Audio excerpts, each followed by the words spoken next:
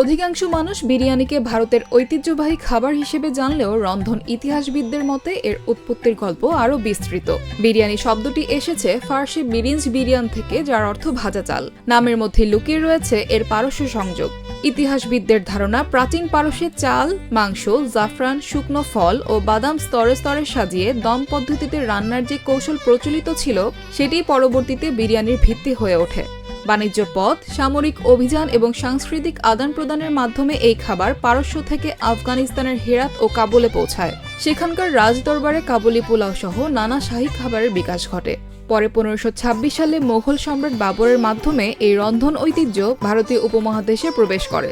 ভারতীয় বাসমতি চাল, স্থানীয় মশলা ও আঞ্চলিক উপকরণের সংমিশ্রণে বিরিয়ানি ধীরে ধীরে নতুন স্বাদ ও বৈচিত্র্য লাভ করে।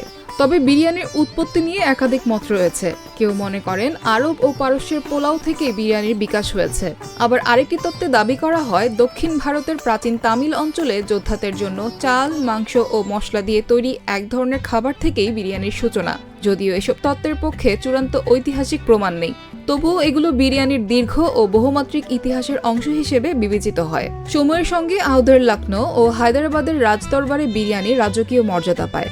লখনৌয়ের বিরিয়ানি সূক্ষ্ম সুগন্ধ ও কোমল স্বাদের জন্য পরিচিত, আর হায়দ্রাবাদি বিরিয়ানি বিখ্যাত এর ঝাঁঝালো মশলা, জাফরানের সুবাস এবং দম রান্নার অনন্য কৌশলের জন্য। পরবর্তীতে কলকাতা, দিল্লি সহ ভারতীয় উপমহাদেশের বিভিন্ন অঞ্চলে বিরিয়ানির নিজস্ব ধারা গড়ে ওঠে। সব মিলিয়ে বিরিয়ানির প্রকৃত জন্মস্থান নিয়ে ইতিহাসবিদদের মধ্যে এখনও ঐকমত্য নেই। তবে একটি বিষয় প্রায় নিশ্চিত, বিরিয়ানি কোনো এক দেশের একক সৃষ্টি নয়, বরং পারস্য, আফগানিস্তান এবং ভারতীয় উপমহাদেশের শতাব্দীব্যাপী সাংস্কৃতিক ও রন্ধন ঐতিহ্যের সম্মিলিত বিকাশের ফল এই বিশ্বজুড়ে জনপ্রিয় খাবার।